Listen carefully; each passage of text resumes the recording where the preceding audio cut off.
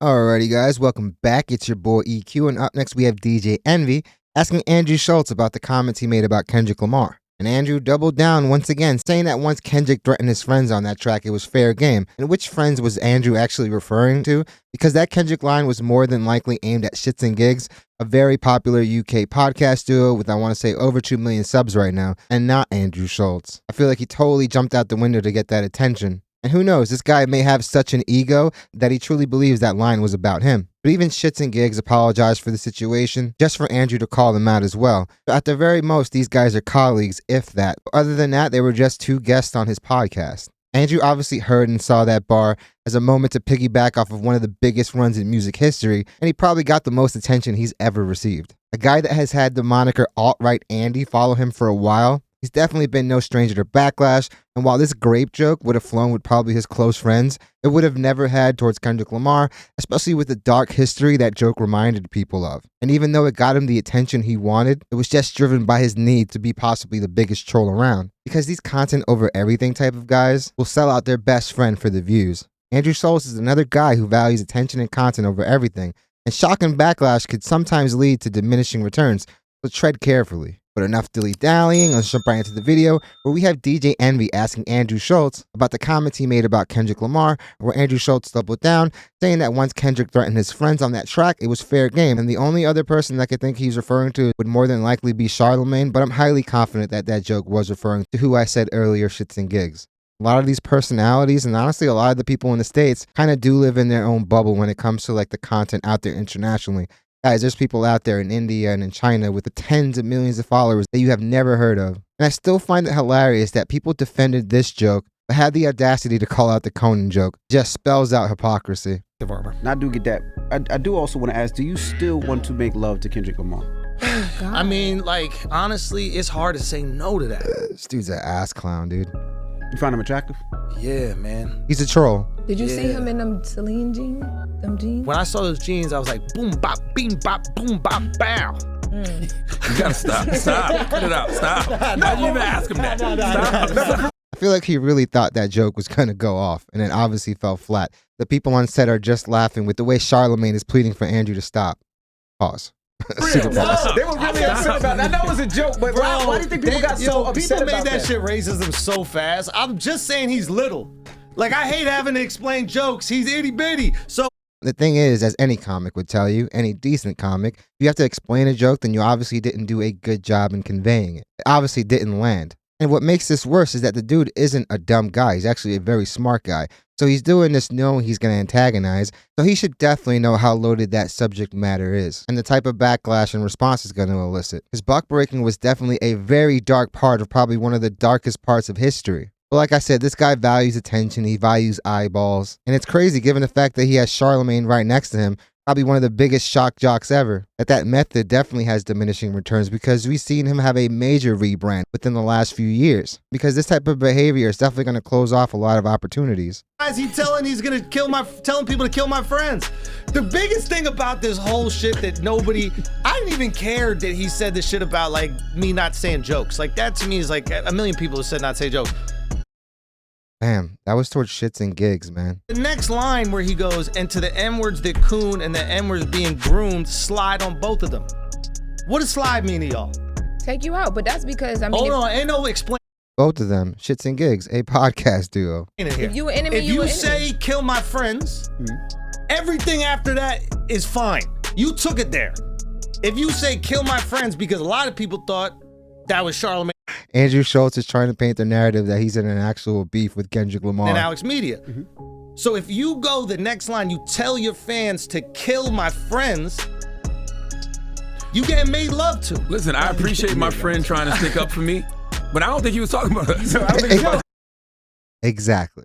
He was not talking about you guys. But some people are so egotistical that they will spin any narrative to make it seem as if it were to do with them. But how are we supposed to know? You know what I mean? Like, I didn't say anything for weeks. That was the other thing. Like, people ran with these different narratives. They tried to act like after what I said, I was worried about like getting death threats and shit. It's like, no, I was getting that the second they said it. For 2 weeks, I didn't say shit. I filmed my special. I didn't really give a fuck. And then after that, I was like, yo, we're gonna have some.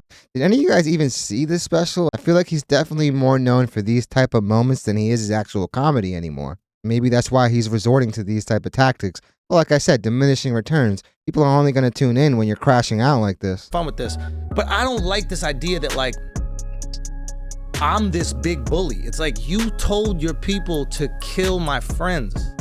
After you say that, or that's the potential interpretation. If somebody said in a rap song to kill your friends. But do you understand though that that was in response to him feeling like you came at what he would deem his friends or his people or people he's trying to protect, talking about So black say women, make right? fun of my friends. But if you in the street, if you outside, you outside. You can't choose whether you out or in. It's like you out or you in. Okay, so Yeah, so that obviously can't be Charlemagne because he definitely bigs up black women. if he wants to play by those rules, then don't be surprised at the response. That's what I'm saying. It feels like he's inside and outside. Plus, it's a weird matchup, right? Because you got a rapper, right, who's a prolific rapper, and then you got a comedian who's willing to say anything for the joke. Charlemagne, don't humor this man. So it's not even, it's like, what are we doing here, guys? I think it's because it's platforming. It's like people listen to you and your voice and your podcast. That's why that stuff went so viral, because you got the numbers and then he has it too. So at the moment he's like, okay. How we know he wasn't talking about Gary Owens? That's the other thing. First of all, ain't nobody We don't know. That's a good. Whoa. I didn't know. Y'all not about to Gary, twist you see that. that? Gary was the first person to jump out. I'm not about to. Y'all not about to twist that. Gary was the first In that person to moment, jump we out. knew exactly what he was talking about because I heard it and I knew exactly what he was talking about. I didn't think it was me. I was like, why are you talking about me? Because of the shits and giggles and all the laughs and I the thought he was talking about Matt black Rife. women. That's who he was getting at, shits and gigs. Kendrick Lamar seemed to take aim at the fact that you let those jokes happen at all, and yeah, that you guys just laughed along. But it definitely feels like he's holding those guys responsible, not Andrew. This guy's crashing out over a bar that didn't even actually mention his name. Maybe he was talking about Matt. That's what I didn't thought. know. I was like, didn't he know gotta too. be talking and about Matt everybody Rife kept and Gary saying he was talking about me, and I was like, wait, if he's talking about me and is he telling people to kill my friends? Well, I gotta do something about that. I gotta do something. I gotta do something. Like, I'm not a tough guy. You know, I'm a certified lover boy. Oh my God. Certified lover boy who's resorting to the most dehumanizing acts. But you're always going to be perceived as the bully because you're a white man. Is that right? 100%. I just thought it's Is because that I'm right? Like me? Oh, I thought you mean is that right? No, it's not. What you mean? Context is everything. I feel like if he truly thought this was about him, there's definitely other routes he could have taken. It could have been just as hilarious and probably wouldn't have elicited backlash, but obviously the negative is shared way more than the positive ever really is. So if you have to resort to these type of jokes, then maybe you aren't as creative as you would think. Am I a bully? Like, I just thought it was No, like I don't think you a bully. You're a I thought troll. it's a size differential. That's what I thought it was. No, it's a You what think is there's it? a racial dynamic? Duh. Yeah, I Yeah. guess. I didn't know. Yeah, of course. And Yeah. it's the privilege conversation. It's like what you can get on the platform. Yeah, if you guys don't know, Andrew Schulz comes from a very privileged background, with his dad being a sports journalist and his mom being a pretty successful ballroom dancer and teacher. I mean, everyone has their own issues, obviously, and I'm not going to take away from that, but the dude definitely grew up privileged. He'll tell you that as well. And the guy also claims to not know anything about the culture, so he's obviously just saw this as a way to get the attention on him for a bit, and obviously it worked. But these type of actions usually have diminishing returns. They kind of start falling on deaf ears and they start to not have the same impact they once had. So if there's no substance there, if there's nothing to fall back on, you're pretty much cooked. If you do see yourself as some elite comedian, I'm pretty sure there are other routes he could have took. He obviously chose the easiest one. And I'm going to reiterate this again. I truly think he was talking about shits and gigs, allowing everything to happen, given the fact that Kendrick Lamar probably believes that they should know better. Definitely let me know what you guys think. What do you guys think about Andrew Schulz still doubling down? Obviously, this is just part of his troll act to get some views on his new, especially because obviously he's on a promo run. But definitely let me know what you guys think. Also, let me know if you guys think he's just being delusional and these jokes were truly aimed at someone else. Like I said, maybe shits and gigs. But definitely let me know in the comments what you guys think. Definitely hit the like and subscribe button, guys. It does the channel wonders. I really want to thank you guys so much for making this channel a part of your day.